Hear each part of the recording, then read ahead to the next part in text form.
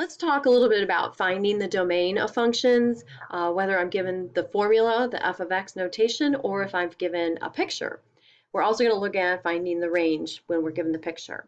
All right, so finding the domain. The domain is the x values that we can put into our function. Well, we only want to put in x's that are going to give us a real number out because that's all that we can graph is real numbers. So we're going to restrict our x's to disallow anything that gives me a non-real number answer. There are two main situations you want to watch out for. First, if I have fractions. Fractions are division problems, top divided by the bottom, and the one number we're not allowed to divide by is a 0. So I'm going to look at that denominator of my fraction and make sure that any x I put in there will not turn that whole expression into a 0. The other situation we're going to watch out for are square roots. Because if I want a real number answer, I have to make sure that whatever x I put in to the expression will not give me a negative number, because those turn into imaginary numbers. Let's look at an example here.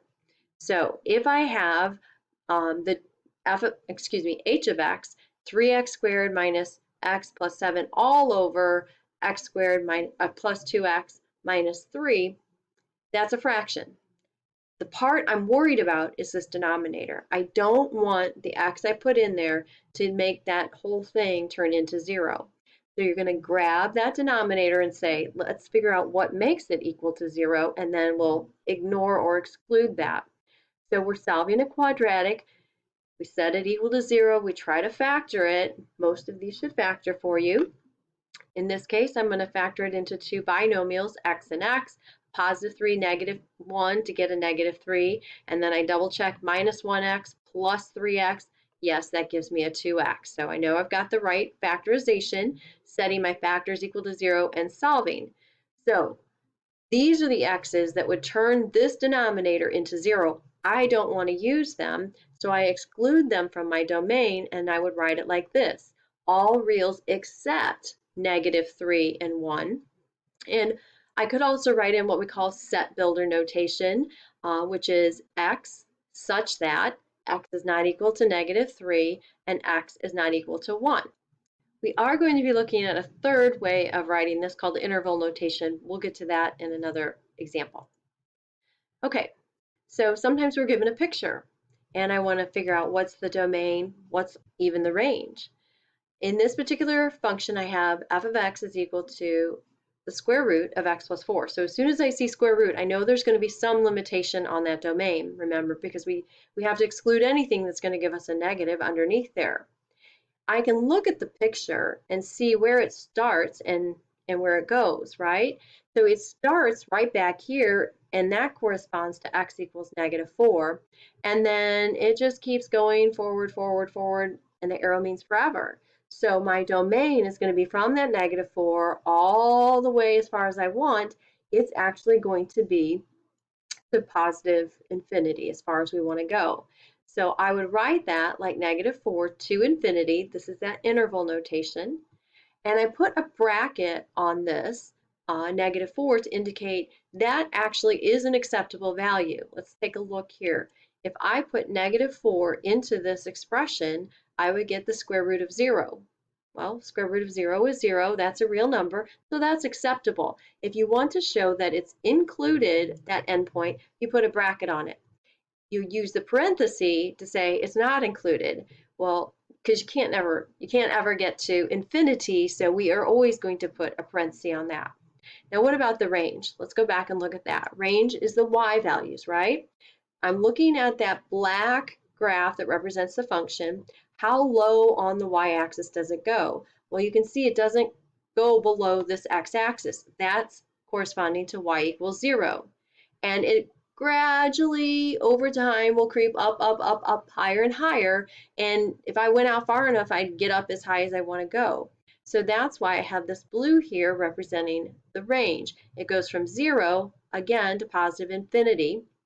And I would write that with the bracket again for 0, because it actually does have that value right there, 0 to positive infinity. Right now, talking about what we were just a minute ago, we could have set this x plus 4 greater than or equal to 0 and just solved for the domain, or we can graph it. So that's up to you. Let me show you a couple with the actual graphs. So here I have a graph. It's got an open circle here and an open circle here.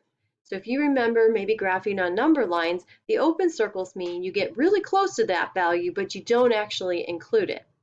Now sometimes this is a little tough for students, so pause it or rewind it if this is not quite making sense, and listen to it again.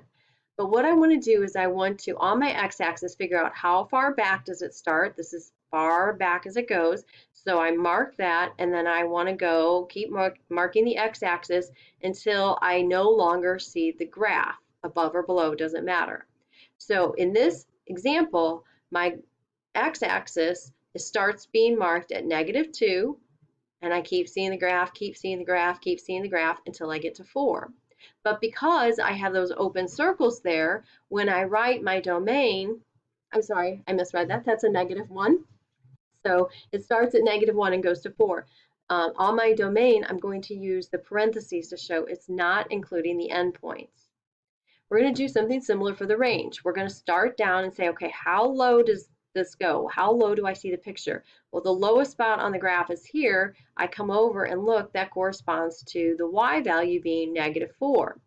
And then I see the picture all the way until I get up here to 5, and then there's no more picture above that. So that's going to show me my range. This one's a little bit different. It's a little bit tricky because I'm going to put a bracket on that -4, but not on the 5. Not on the 5 because it corresponds to that point that has the open circle. The reason we have a bracket on this one is because when I look over here, I actually do have a point right there, right? It actually does go through. That's a solid dot right there on the graph itself, so that one is included. All right, so let's take a look at this next one. So I'm going to cover up the answer, I think, maybe a little bit there. So once again, how far back does it start? How far forward does it go? And then just mark your x-axis. So this one starts back here at -2, and it goes up to the 4. This dot back here is filled in, so that means that endpoint should be included. This dot is not filled in, so that means that endpoint would not be included. So when I write my domain, I am going to write it as bracket -2 to 4, but with a parenthesis. For the range, it's how far down can I go? Well, I don't see the graph until I get here to -2, and then I see the graph all the way until I get to 5, and then the graph is no longer, it's not getting any higher. So the -2, I look over, that's got a open circle with it. I look over from the 5, that's got the closed circle. So this one is actually going to be parentheses on the -2, open circle, to 5, but this one with the bracket because of the filled circle. All right, just 2 more quick ones. And these are ones that don't have a beginning and an end. They have arrows on them. So if it has arrows, you know that it's just extending in a certain direction. So this first one, it's going out, out, out. We don't see the whole thing, but it is going to keep going out as far as we want. So the domain is from -infinity to infinity. It does have a lowest spot, so the range is going to have a starting point. In fact, it's going to start at 1, so that's where it starts. And again, I have a bracket there because it actually goes through that point. But then those arrows tell me that it goes on forever, so it goes to positive infinity. This is an upside down parabola, so it's still going to have a domain -infinity to infinity. The range this time, now listen carefully, it's always how low does it go to how high. Well, how low, it's going down forever and ever and ever. It's going to be at -infinity is the starting point, and then it comes up to, and it stops when it gets to y equals 3. So you would represent that as -infinity to -3 with a bracket. Let me know if you have questions.